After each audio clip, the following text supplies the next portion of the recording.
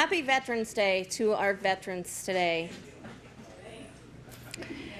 My name is Colleen Munn, and I am the group leader of PA Quilts of Valor, your local chapter of the National Quilts of Valor Foundation.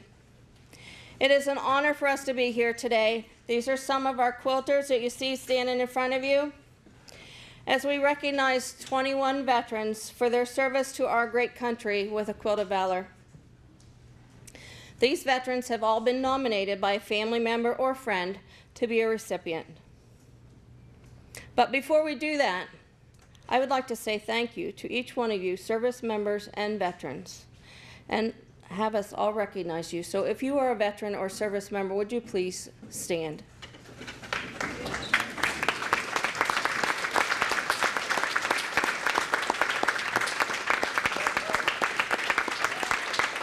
Thank you. Thank you, every one of you. Now, recently, I was told there's only one branch in the service.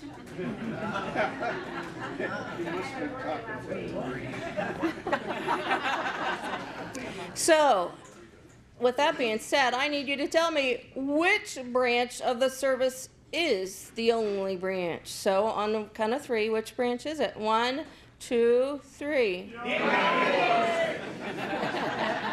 That's what I thought.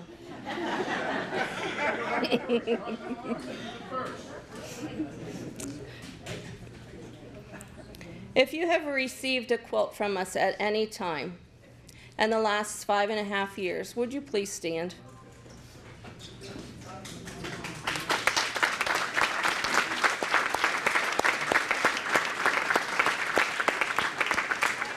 Thank you. We're making headway. There's still a lot of you that need to be recognized yet. The National Quilts of Valor Foundation was started in 2003 by a grassroots quilter by the name of Catherine Roberts when her son was deployed to Iraq. He was a gunner on top of a Humvee, and she was seconds away from a panic attack 24 hours a day. She dreamt of a post-deployed warrior struggling with the war demons, sitting on the side of his bed at 2 o'clock in the morning. She saw him sitting there just contemplating the things he was going through. And somebody wrapped him with a quilt. And it comforted him. It brought comfort to him and helped him as he battled those demons.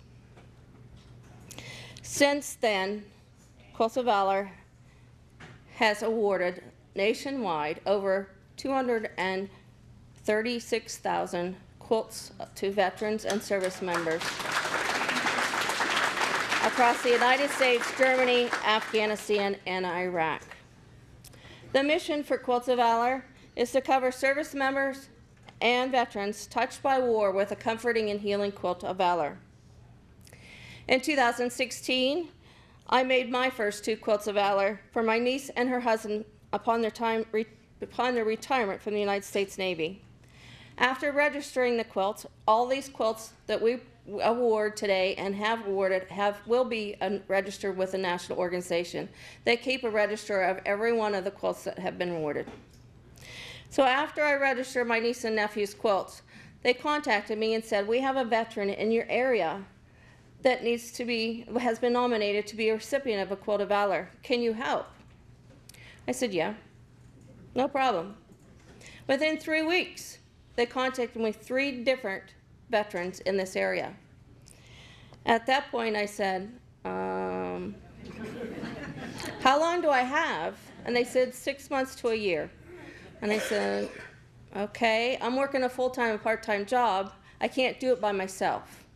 So I went to the Free Spirit Quilt Guild in Sagertown, explained the program, talked to them about my niece and nephew's quilts, and they decided they were going to help me. So in 2017, we were doing it as a service project with our guild. We joined the National in April of 2017. In May of 2017, we had our first presentation of 11 veterans. And that's in a month's time. We had 11 quilts ready to go. One of my my favorite veterans is sitting back here. He was one of the first ones. He's a POW veteran, but he was one of the first veterans to receive a quilt.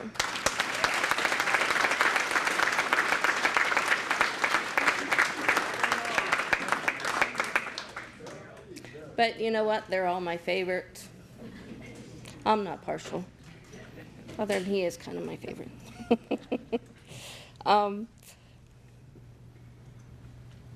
Now I threw myself off. Sorry, I went on a rabbit trail. So in 2017, we joined. We celebrated our 50th anniversary this past May. And it really wasn't 5 years because we weren't able to do quilts for a year because of COVID. We were shut down. But these girls, they kept their fingers going.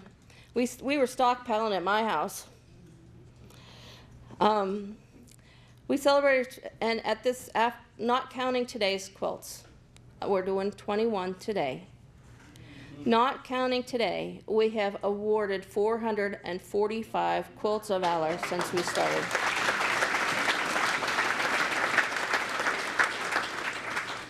You notice I said we awarded these quilts. These are not charity quilts or something that you go out and buy and hand out. These quilts are lovingly crafted by these volunteers. We work on the quilts individually or in groups. We meet once a month for a day of sewing, during which time we share our laughter and our tears as we're stitching them into the quilts. We talk about our past veterans that we've awarded. We've talked about the future veterans that we are going to award and their stories that we've heard. I've heard most of them. And we also talk about our family and friends that have served or currently are serving. So that's where our tears possibly could come in. At this time, I would like to ask Chief Master Sergeant John Amato to introduce today's recipients. When he calls your name up, please come forward and bring a family member or friend with you and have a seat up front. We're going to start on that end, move to the middle. That's not till later. And then go from that end to the middle, okay? So, John. It goes afterwards. Okay. Don't knock that off. I'll try not to knock that off. Okay. Good afternoon. Good afternoon. Our first candidate is Fireman Second Class Wesley James Phillips.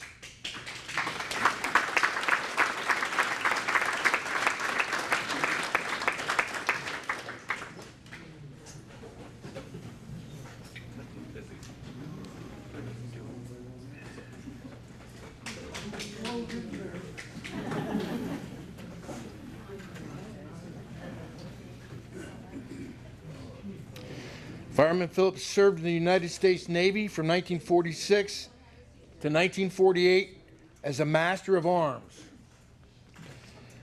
He enlisted in the Navy at the age of 17 while in the 12th grade of high school. He took his basic training at Great Lakes, Illinois, and was part of the largest gallery of 200 to 350 men. He was in charge of keeping them in line and not starting fights with the Japanese. While in Guam, he was part of the police force that was in charge of keeping the sailors from going into the villages and causing trouble. Fireman Second Class Phillips was an over-the-road truck driver for 60 years and drove school bus for 11 years. He was also a driver for Vantage, taking prescriptions to Erie, and Rite Aid, delivering prescriptions. He is a member of the VFW. Fireman Second Class Wesley James Phillips.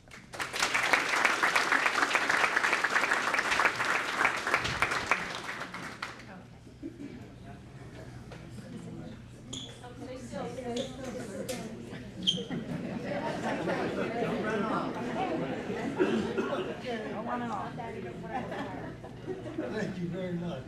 I appreciate it. Okay. The perspective was very nice, and I want to thank everybody. Thank you very much. Okay.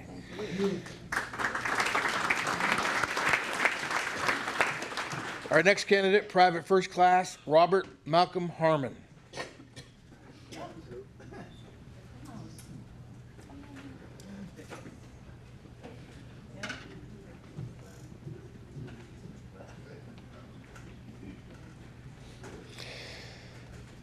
Private Harmon served in the United States Army from 1950 to 1953. He took his basic training in Fort Knox, Kentucky with the 3rd Armored Division. He served with the 43rd Engineers as a dozer operator, and he helped build camps on Mount Fuji, Japan. He was wounded in Wigwam, Korea. He was hit by a mortar shell. He thinks it was on Hill 303. He spent 1.5 years in hospital and was on the USNS Repose Hospital ship.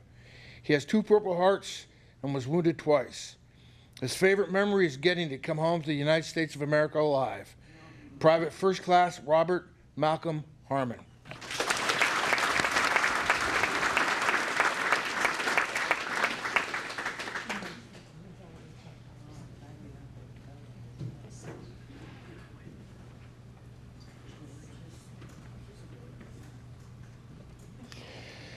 Petty Officer 3rd Class John H. Esterly, Jr.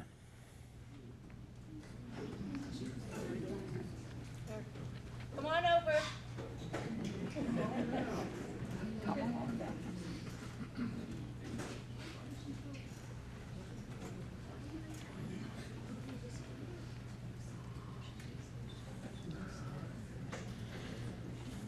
How you doing, Mr. Esterly? Good to see you.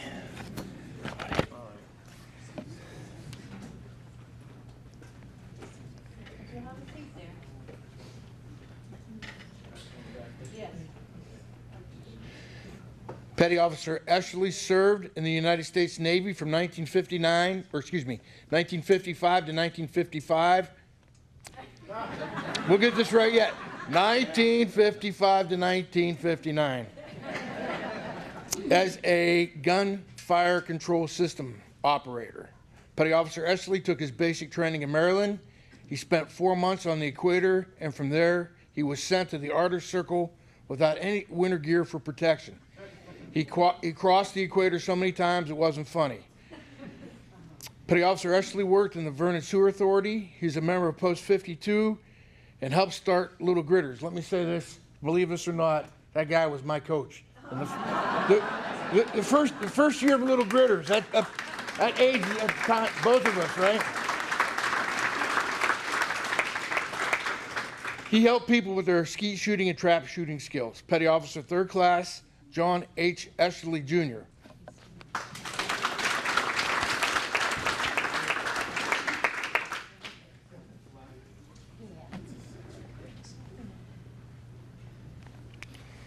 Captain Alan D. Bailey.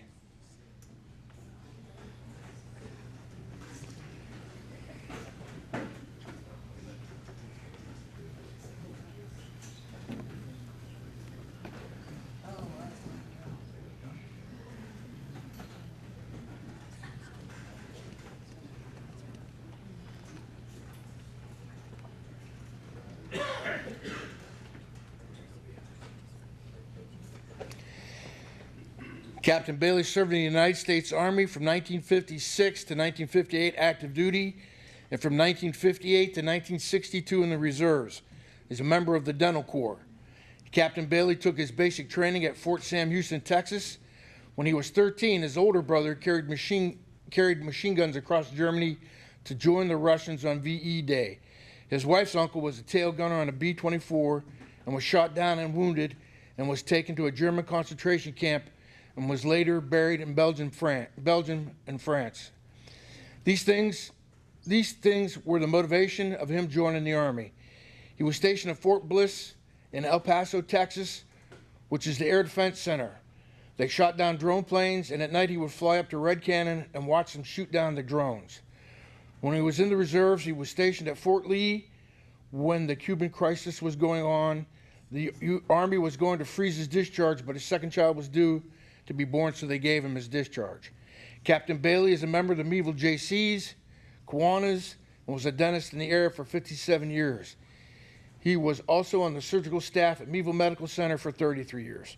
Captain Alan D. Bailey.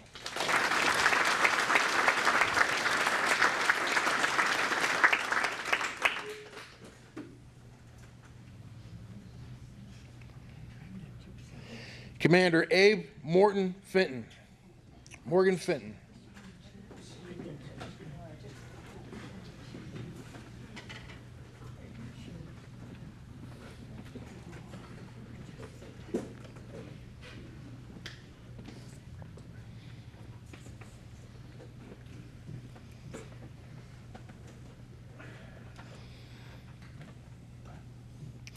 Commander Fenton served in the United States Navy from 1958 to 1961 as an assistant dental officer on an aircraft carrier. Commander Fenton took a 60-day orientation program at the Philadelphia Navy Yard and attended dental school in 1958, where he was required to serve 2-year active duty. He was assigned to the ship that recovered the first astronaut to the moon, Alan Shepard. He was part of the anti-sub force, where they traveled with 3 or 4 destroyers and carried long-distance missiles. Their job was to detect movement of Russian subs along the Atlantic coast.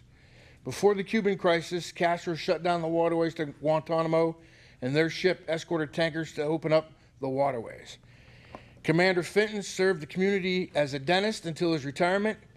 He also served on the following boards: Bethesda, Kiwanis, Meadville School Board, and Meadville Medical Center. Commander Abe Morgan Fenton.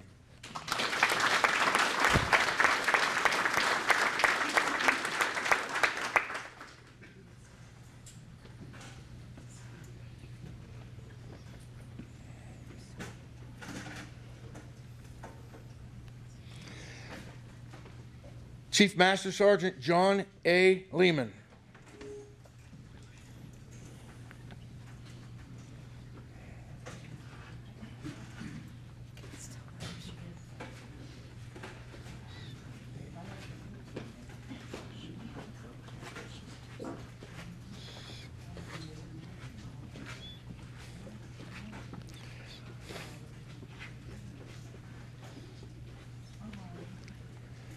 Chief Lehman served in the United States Army for 3 years and the United States Air Force for 24 years.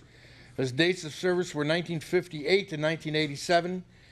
He worked as a computer maintenance tech and computer programming. Chief Lehman took his basic training at Fort Knox, Kentucky. He served 4 overseas tours, 3 with his family to Germany, 3 years each, and 1 to Thailand. He got to see the world. He lived on the east-west border of Germany, and the Russian and German tanks sat on the opposite shores.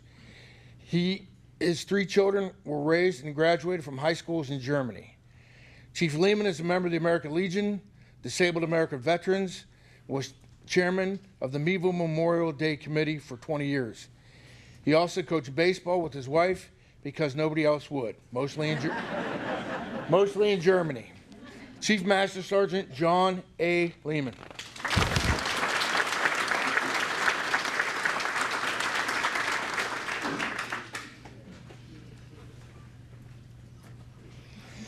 Bosun Mate 3rd Class Terry J. Mahoney.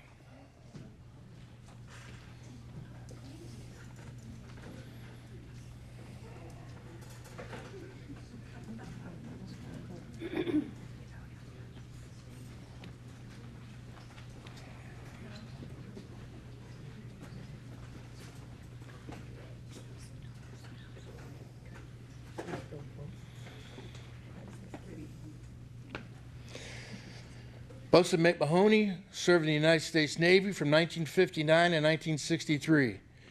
He would run small boats and rigging on the ships.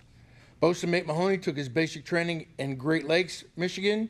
He was assigned to the brand new guided light missile carrier USS Little Rock and was a plank owner, which means he was one of the original sailors assigned to the ship.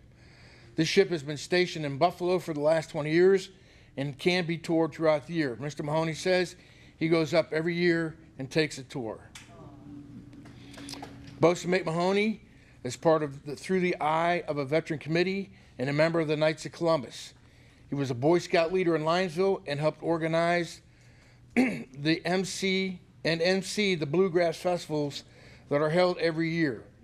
He was a board of director and tutor for the Reed program of Crawford County. Bosun Mate 3rd Class Terry J. Mahoney.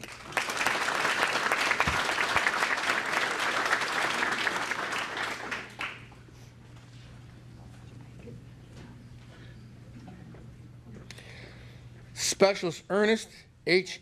Casti.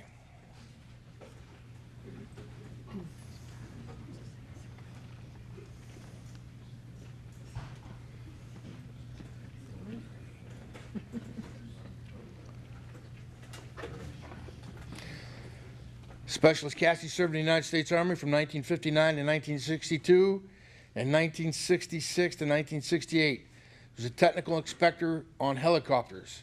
He took his basic training at Fort Hood and at Fort Dix, New Jersey. He served 18 months in Vietnam and flew with the Viking gunships. He served with Mr. Jerry Daly. He is a veteran that earned the second highest medal you can get. Specialist Cassie is a member of the VFW. Specialist Ernest H. Casty.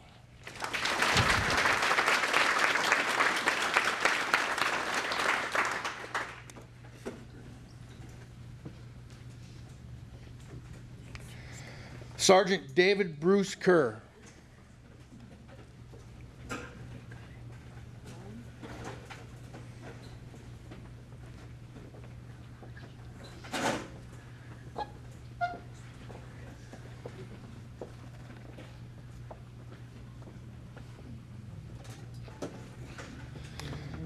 Sergeant Kerr served in the United States Marine Corps from 1965 to 1971.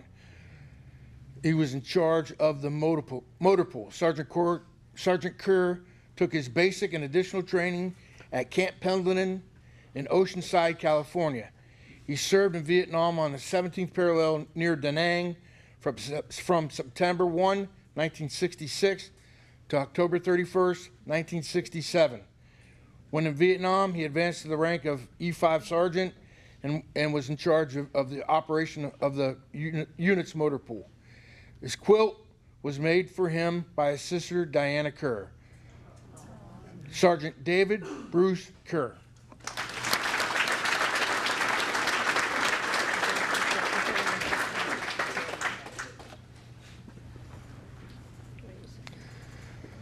Sergeant David F. Hornstein.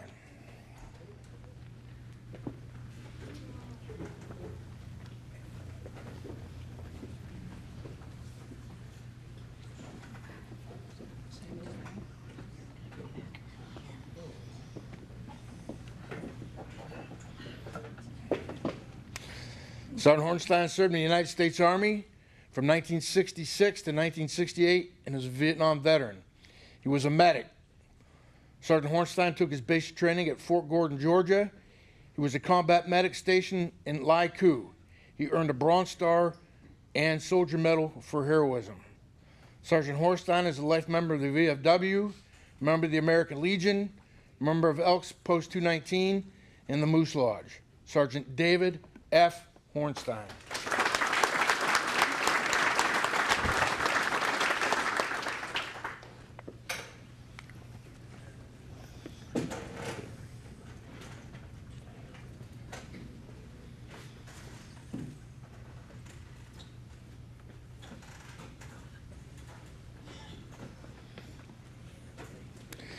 Staff Sergeant Gary B. Mason.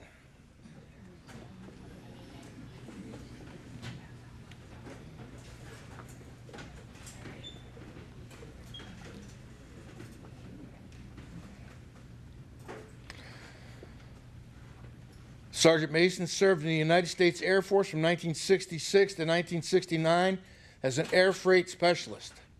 He took his basic training in Amarillo, Texas. He enlisted to avoid the draft. He served in Charleston, South Carolina, Da Nang, Vietnam for 1 year, 1968 to 69, and finished in Langley, Virginia. There were 10 support people assigned to every combat personnel, and they would supply each person with whatever they might need, from food to bedding or personal supplies to funeral details. Staff Sergeant Mason worked the Westmead election polls for 3 years. He's a volunteer at Active Aging for 17 years, helping people with Medicare. He's a member of the VFW Post 2006. Staff Sergeant Gary B. Mason.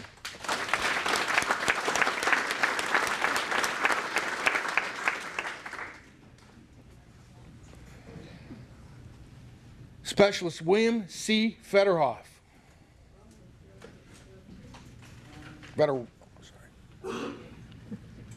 Rolf.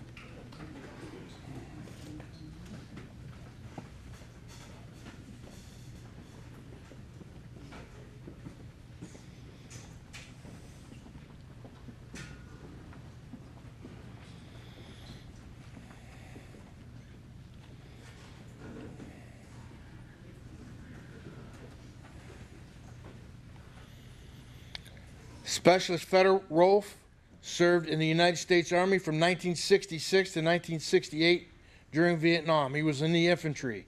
He was drafted and served in Vietnam for 1 year and was fired upon 280 days out of that year. He was wounded twice but only reported it once. He was awarded the Purple Heart.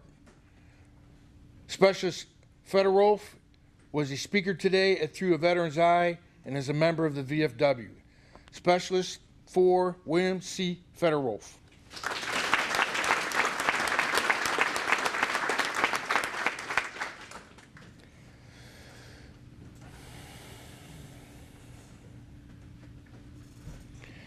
Major Donald E. Clausen.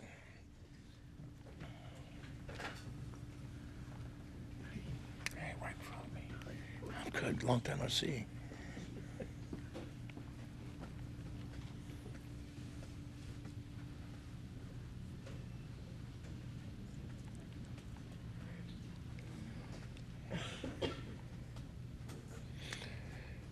Major Clausen served in the United States Army.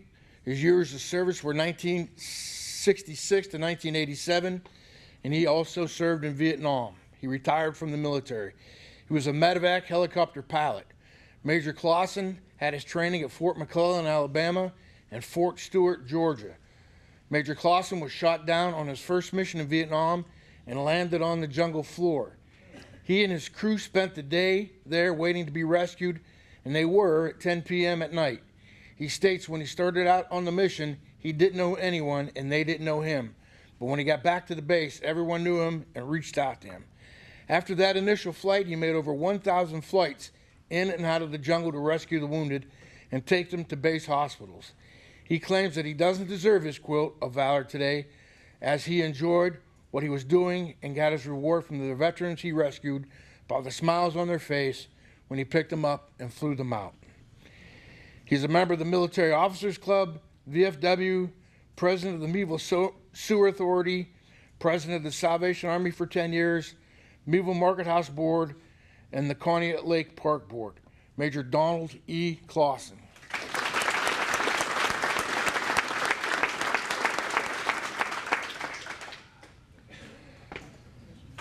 Staff Sergeant William C. Williams.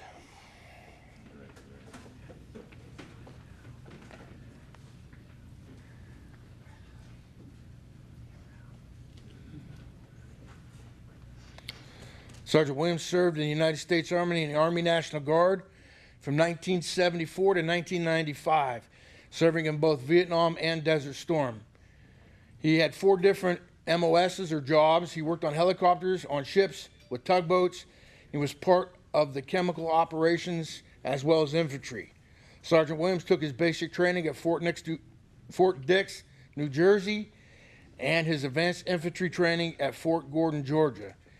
He served in the Honduras, Saudi Arabia, Germany, and Spain.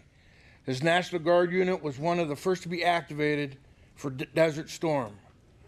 Sergeant Williams is a life member of the VFW and a member of the American Legion. Staff Sergeant William C. Williams.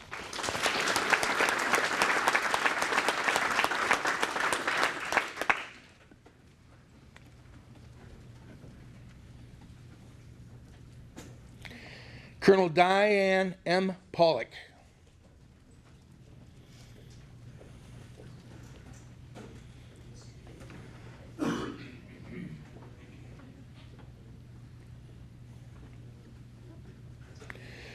Colonel Pollock served in the United States Army from 1978 to 2005 as a dentist. She took her basic training at Fort Sam Houston, Texas. In 1981, she met her husband at Fort Booth, Washington. She was stationed in Korea when President Park was killed. She was the first woman dentist while in combat when she served with the 9th Infantry out of Fort Lewis, Washington. While serving in Iran, her commander called her up to help remove hostages. President Reagan was elected, and that ended that. Colonel Pollock is a dentist in Erie at this time. Colonel Diane M. Pollock.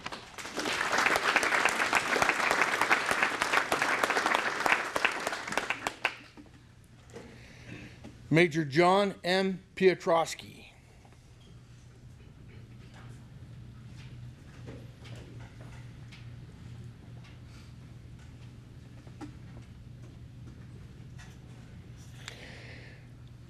Major Piotrowski served in the United States Army from 1975 to 1995 in the Air Defense Artillery. He took his basic training at Fort Bliss, Texas. He served at the Pentagon and was involved in the withdrawal of U.S. troops from Panama by helping coordinate the withdrawal. Major Piotrowski is part of their subdivision homeowners association, Neighbors Helping Neighbors. Major John M. Piotrowski.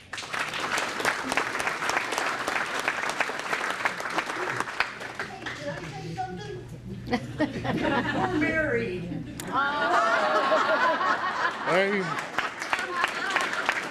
There you go.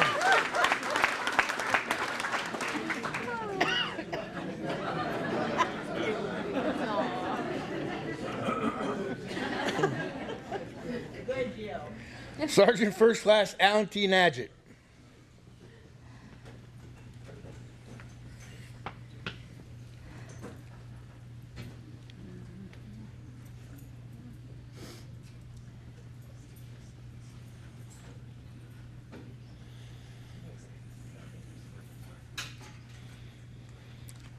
Sergeant Nadgett served in the United States Army from 1981 to 2004 during Desert Storm.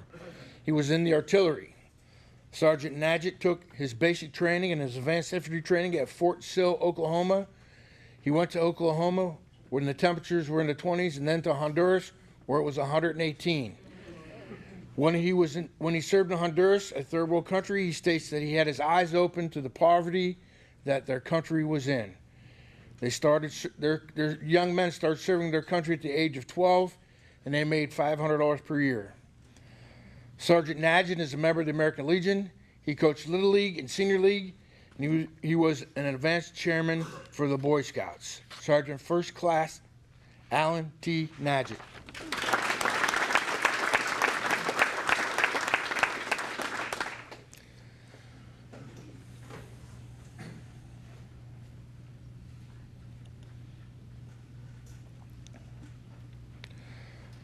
Sergeant Judith L. Shea.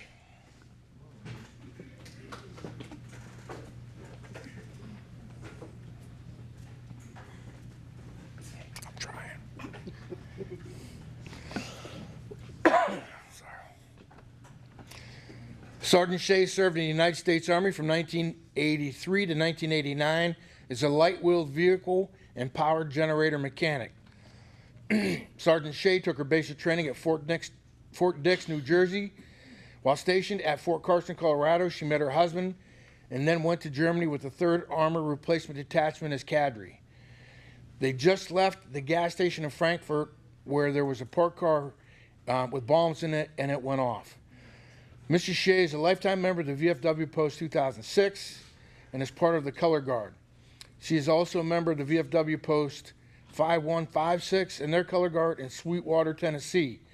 A life member of the Disabled American Veterans, American Legion, and she is getting inducted into the Elks Lodge 219 on November 17th. She has been a corrections officer at the Crawford County Jail for 4 years. Sergeant Judith L. Shea.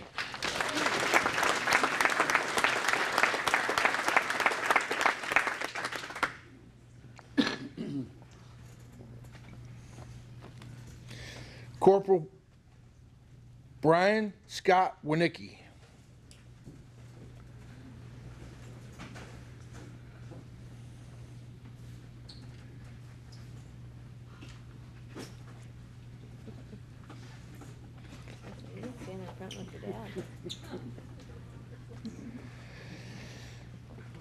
Corporal Winicki served in the United States Marine Corps from 1986 to 1991 as a heavy machine gunner. He took his basic training in Parris Island and was stationed in Haiti and the Dominican Republic, Nicaragua, Honduras, and Panama, Cuba, and the U.S. Well, in Bosnia, they came across a child ring and broke it up. They were able to rescue several U.S. and other Panama children. He decided to end his service career with an honorable discharge because his dad was diagnosed with complications from Agent Orange due to his service in Vietnam. Corporal Winicki is a teacher's aide. He is a martial arts instructor and built a gym in his home so that he could be at home as much as possible. He's also part of Toys for Tots and helps with boys and Girl Scout troops. Corporal Brian Scott Winicki.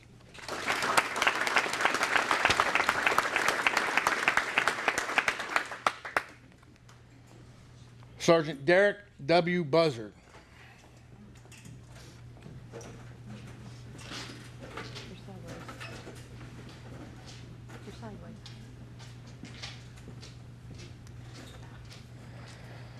Sergeant Buzzard served in the United States Air Force from 1987 to 1991 during Desert Storm. He was an aircraft armor system specialist and an ammo weapons system specialist. Sergeant Buzzard took his basic training in San Antonio, Texas. He met his good friend Robert Golenberkey, and they have been good friends ever since. It was the best choice he ever made. He got to meet different people from different walks of life. Sergeant Buzzard is a life member of the VFW, and he coached Little League in baseball and girls softball. Sergeant Derek W. Buzzard.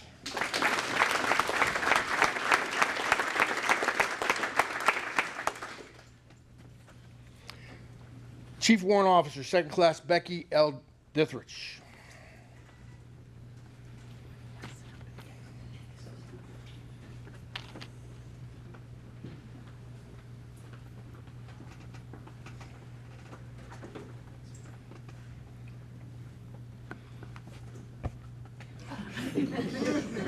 I coach him and his brother.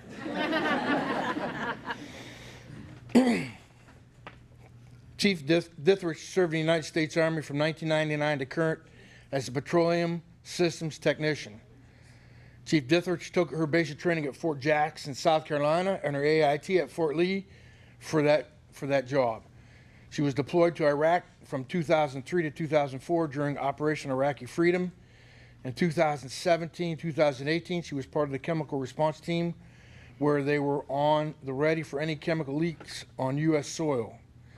She took Warrant Officer Candidate School from 2019 to 2020, graduating from basic Warrant Officer training. Chief Dithridge is a life member of the VFW Post 2006, Sagertown American Legion Post 205. She's on the Meadville Little Gritters Board of Directors and part of the MASH and baseball football boosters, and was one of my favorite students when I had her in class. So, Chief Warrant Officer Becky L. Dithridge.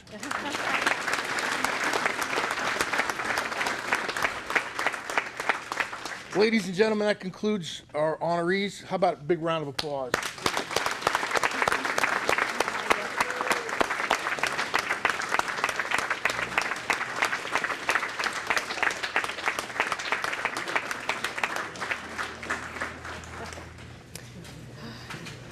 Did you notice that we started in World War II, Korea, Vietnam, all the way to current day?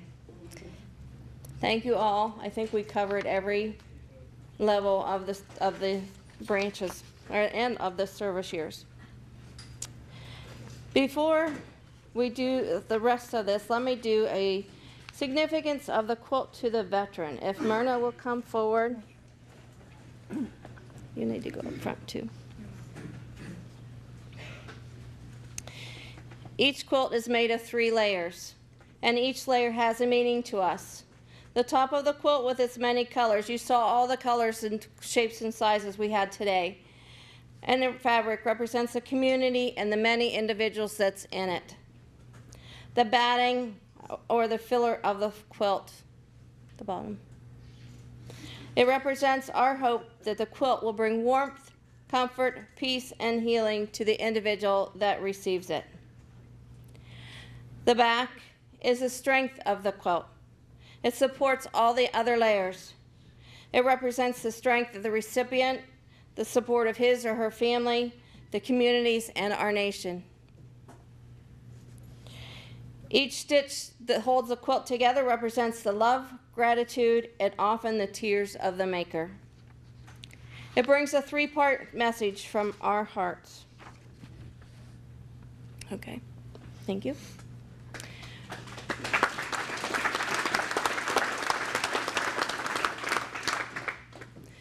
First, we honor you for your service. We honor you for leaving all that you hold dear, whether in a time of crisis or in a time of peace. Second, the quilters know that freedom is not free. The cost is the dedication of lives of men and women like you, and the quilt is to say thank you for your service and sacrifice. Third and finally, this quilt is meant to offer comfort and to remind you that although your family and friends cannot be with you at all times, you are always in our thoughts and prayers. Each veteran will be now wrapped in what is called a quilter's hug. We will have a family member on one side and a quilter on the other side. If you guys will do it together, please.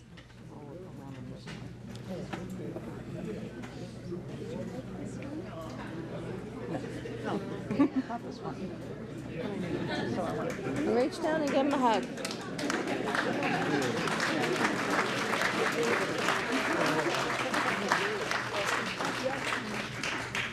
The reason for the quilting hug is so that if you're ever feeling alone, battling the demons of war, or just having a bad day, you can again wrap the quilt around yourself and feel the hug that you just received. And remember that you are not alone.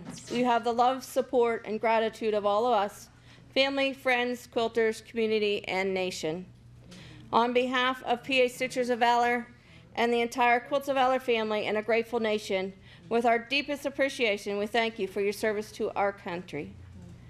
Each quilt also comes with a presentation case or pillowcase and certificate. And I need one of those certificates. The certificate says, "The Quilts of Valor Foundation wishes to recognize you for your service to our nation. We consider it our privilege to do so. Though we may never know the extent of your sacrifice to protect and defend the United States of America, we award you this Quilt of Valor as an expression of gratitude from a grateful nation."